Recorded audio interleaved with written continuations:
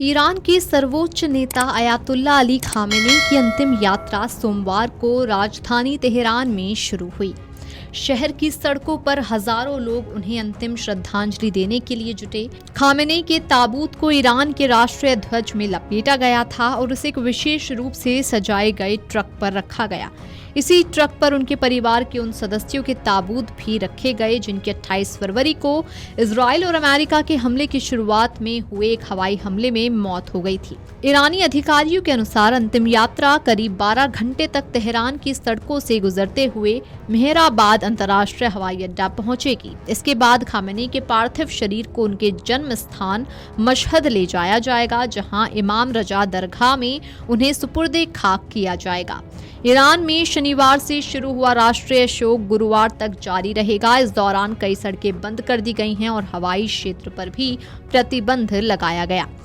अंतिम यात्रा के दौरान बड़ी संख्या में लोगों ने खामेनी के समर्थन में झंडे और बैनर लहराए। वहीं कुछ प्रदर्शनकारियों ने अमेरिका और इजराइल के खिलाफ नारे लगाए और बदले की मांग वाले पोस्टर भी उठाए। एक महिला शोककर्ता फातिमा हसन ने कहा, हम यहाँ सिर्फ अपने नेता को विदाई देने नहीं आए हैं बल्कि उनका बदला लेने का संकल्प भी लेकर आए हैं। उधर अमेरिका ईरान के साथ बातचीत जारी रखने की कोशिश कर रहा है। इन वार्ताओं का उद्देश्य होर्मुज जलडमरू मध्य को पूरी तरह खोलना, ईरान के परमाणु कार्यक्रम पर समझौता करना और हालिया युद्ध को स्थायी रूप से समाप्त करना है।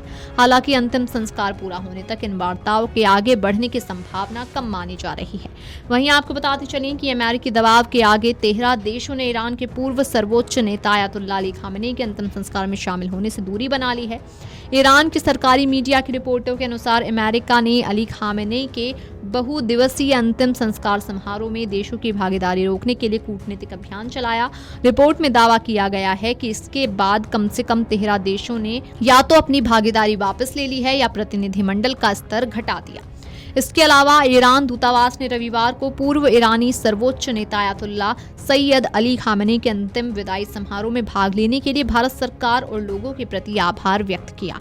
ईरान ने कहा कि ये भाव दोनों देशों के बीच गहरे ऐतिहासिक, सांस्कृतिक और मानवीय संबंधों को दिखाता है। भारत की भागीदारी की सराहना करते हुए दूतावास ने कहा, ईरान के लोग मित्रता, करुणा और हार्दिक सम्मान के इस भाव को कभी नहीं भूलेंगे। वे इससे इस्लामिक गणराज्य ईरान और भारत गणराज्य के बीच अटूट संबंधों का एक अनमोल प्रमाण और हमारे दोनों देशों के बीच लंबे समय से चली आ रही मित्रता को और मजबूत करने के लिए एक अहम आधार मानते हैं।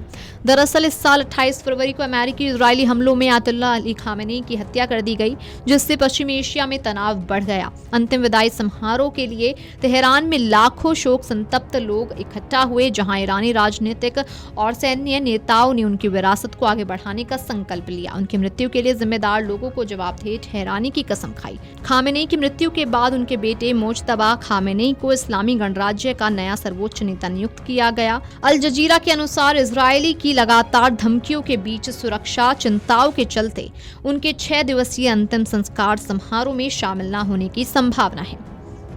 Video desk अमरुजाला.com।